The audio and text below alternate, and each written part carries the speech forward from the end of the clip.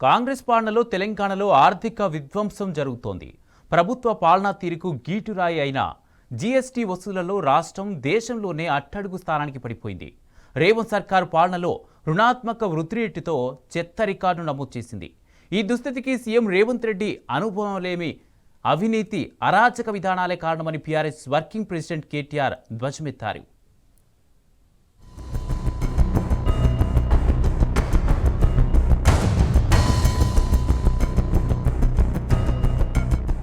ఆర్థిక రంగ అభివృద్ధిలో కాంగ్రెస్ అట్టర్ఫ్లాప్ అయిందని మరోసారి రుజువైంది.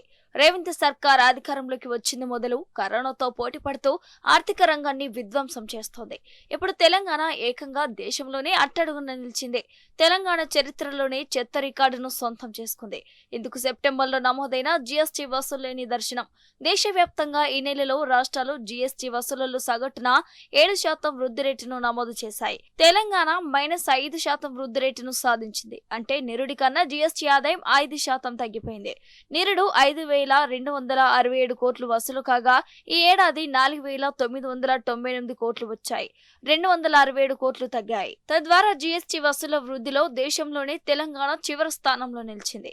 కాంగ్రెస్ పాలిత రాష్ట్రమైన హిమాచల్ ప్రదేశ్ -4% వృద్ధి రేటుతో తెలంగాణ తర్వాతి స్థానంలో నిలిచింది. దీన్ని బట్టే కాంగ్రెస్ పాలన అటర్ ఫ్లాప్ అని స్పష్టమవుతుందని ఆర్థిక నిపుణులు అంటున్నారు.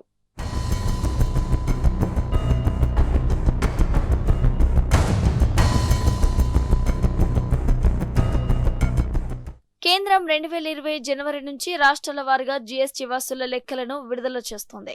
కేసీఆర్ హయాంలో 2021 నుంచి తెలంగాణలో ప్రతి ఏటా సెప్టెంబర్లో 2 అంకెల వృద్ధి రేటు నమోదైంది. 2020లో కరోనా కారణంగా వసూళ్లు పడిపోగా ఆ తర్వాత నుంచి పుంజుకున్నదని గణాంకాలు స్పష్టం చేస్తున్నాయి. 2020తో పోల్చితే 2021 సెప్టెంబర్లో 25% వృద్ధి రేటు నమోదు కాగా 2022లో 12% పెరిగింది. 2023లో 33% వృద్ధి రేటు సాధించింది. పెద్ద రాష్ట్రాల్లో దేశంలోనే నెంబర్ 1 స్థానంలో నిలిచింది.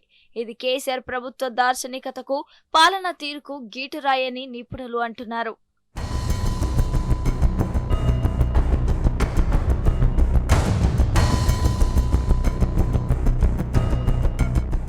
కాంగ్రెస్ అధికారంలోకి వచ్చిన తర్వాత రాష్ట్రంలో ఆర్థిక వృద్ధి మందగించింది. 2024 జనవరి మొదలు ప్రతి నెల ఆర్థిక రంగం క్రమంగా క్షీణిస్తూ వస్తుందని గణాంకాలు చెబుతున్నాయి. 2023తో పోల్చితే 2024 సెప్టెంబర్లో జీఎస్టీ వసూళ్ల వృద్ధి 1% నమోదైంది. ఈ ఏడాది ఏకంగా -5% పడిపోయింది. వాస్తవానికి బతుకమ్మ, దసరా పండుగల నేపథ్యంలో సెప్టెంబర్లో వసూలు పెరగాల్సింది పోయి తగ్గిపోవడంపై నిపుణులు విస్మయం వ్యక్తం చేస్తున్నారు. వస్తు వాహన కొనుగోలు జోరుగా జరగాల్సిన పండుగ సీజన్ వెలువెలబోయిందని గణాంకాల ద్వారా తెలుస్తోంది.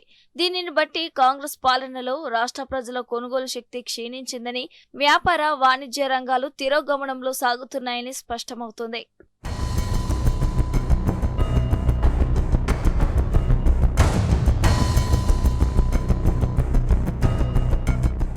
కాంగ్రెస్ 22 నెలల పాలనలో తెలంగాణలో ఆర్థిక విధ్వంసం జరిగిందని బీఆర్ఎస్ వర్కింగ్ ప్రెసిడెంట్ కేటీఆర్ బగ్గుమన్నారు. జీఎస్టీ వసూళ్ల వృద్ధి రేటులో రాష్ట్రం దేశంలోనే అట్టడుగు స్థానంలో నిలవడమే ఇందుకు నిదర్శనమని మండిపడ్డారు. కేసీఆర్ పాలనలో జీఎస్టీ వసూళ్లలో ప్రథమ స్థానంలో నిలిచిన రాష్ట్రం ఇప్పుడు అట్టడుగు స్థాయికి పతనం కావడంపై ఆందోళన వ్యక్తం చేశారు. సీఎం రేవంత్ రెడ్డి అనుభవలేమి అవినీతి అరాచక విధానాలే ఈ దుస్థితికి కారణమని ధ్వజమెత్తారు. కాంగ్రెస్ ప్రభుత్వం వెంటనే అరాచక విధానాలను నిలిపివేసి రాష్ట్ర ఆర్థిక పరిస్థితిని చక్కదిద్దాలని కేటీఆర్ శుక్రవారం ఎక్స్ వేదికగా డిమాండ్ చేశారు.